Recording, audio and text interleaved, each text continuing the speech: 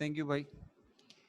तो मैंने भी अभी तक आपको ये बताया था कि ज़रा सा मैं 1 मिनट क्योंकि रिकॉर्डिंग में, ताकि ये चीज़ कवर हो जाए, मैंने ये बताया था कि अगर आप एक स्प्रेडशीट ओपन करें और स्प्रेडशीट में मैंने एक कॉलम में एक सेल में एक्स लिखा, एक में वाई लिखा, और एक्स में 1 से लेकर 10 तक वैल्यूज डाल दी, और वाई में एक फार्मूला एंटर किया, उसकी मदद से इसका स्क्वायर यहाँ पे लिख दिया, और फिर उसके बाद इसको सेव किया फाइल को, बजाय एक्सएलएस फाइल के सीएसवी फॉर्मेट में सेव किया। तो सीएसवी फॉर्मेट में करता ये है कि वो एक सेल की वैल्यू लिखता है, उसके बाद कॉमा लिखता है, फिर अगले सेल की वैल्यू लिखता है, फिर कॉमा डालता है। तो इस तरह से कॉमा सेपरेटेड सारे सेल्स की वैल्यूज लिखता है।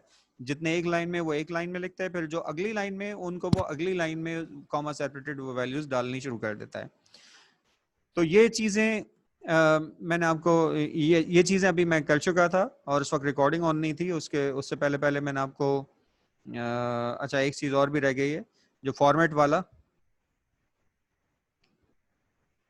तो वो भी मैं अभी आपको बता देता हूँ। तो पहले इसको कंप्लीट कर लें जो हम शुरू कर चुके हैं, और अगर मैं इसको स्किप कर रहा हूँ, भूल रहा हूँ, तो आप मुझे याद दिला दीजिएगा। अच्छा, इसके बाद इसको सेव करने के बाद हम गए थे शेल पे गए थे, और शेल पे हमने इसको नोटपैड से ओपन करके देखा था। और मुझे याद नहीं नोटपैड से ओपन करके जब देखा था तो वो शेयर हो गया था या नहीं, मैं दोबारा कर देता हूँ। My data session 4, right click किया, ओपन विद किया, नोटपैड किया, और अब इस नोटपैड को मैं शेयर करता हूँ। तो ये इसमें नज़र आ रहा है जो मैंने आपको बात बताई थी। पहले सेल में एक्स लिखा हुआ था, एक्स है, फिर कॉमा है, फिर वाई है, फिर अगली लाइन में 1 था, 1,1। तो इस तरह से ये चीज़ें लिखी हुई हैं। ये थी ये CSV फाइल। तो CSV फाइल भी बेसिकली टेक्स्ट फाइल है, एक खास फॉर्मेट की टेक्स्ट फाइल है। अब हम वापस शेल पे जा रहे हैं, और अब हम इस फाइल को रीड करेंगे। इस फाइल को रीड करने के लिए वही ओपन फंक्शन इस्तेमाल होगा। अब फाइल का नेम है, क्या नेम था, my data session 4.csv. so this is my data session 4.csv, और इसको मैं रीड करने के लिए ओपन कर रहा हूं। तो ये आ गया, ये हो गई ओपन। अब देखें, x.read से रीड करें, सारी चीज टेक्स्ट रीड हो जाएगी।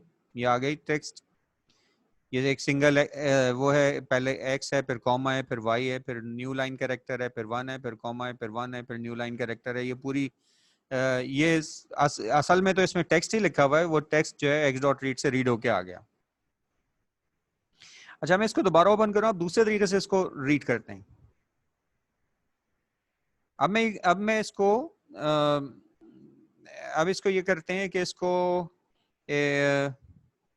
अगर मैं x.read लाइंस लिखूं, a is equal to x.read lines. तो रीड लाइंस क्या करता है, तो एक लाइन रीड करता रहता है, और हर लाइन को एज ए स्ट्रिंग एक लिस्ट में डालता रहता है, और वो लिस्ट हमें रिटर्न करता है। तो ए जो होगी वो एक लिस्ट होगी, ए इज ए लिस्ट, और हर लाइन एक अलग एलिमेंट के तौर पे इसमें मौजूद है। अगर मैं फॉर लूप लिखूं, फॉर इंडेक्स वेरिएबल इन ए, और इसमें से एक एक करके एलिमेंट ले लें, मिसाल के तौर पे b is equals to a I, sorry b is equals to I. तो क्योंकि ये फॉर लूप चल रहा है, उसमें से एक एलिमेंट लेगा, तो b में क्या जाएगा, एक स्ट्रिंग जाएगा, और उस स्ट्रिंग में क्या होगा, ये पूरी लाइन होगी जो जिसको मैं अभी हाईलाइट कर रहा हूँ, ये पूरी लाइन उस स्ट्रिंग में होगी। अगर मैं उसको स्प्लिट कर दूं तो फिर क्या होगा, अभी आप देख चुके हैं स्प्लिट से क्या होता है। वो वैल्यूज में उसको ब्रेक कर देता है मुख्तलिफ पार्ट्स में। डिपेंड कितने पार्ट्स में ब्रेक करेगा डिपेंड करता है कि मैं स्प्लिट के साथ क्या दे रहा हूँ। मैं ये दे रहा हूँ कॉमा,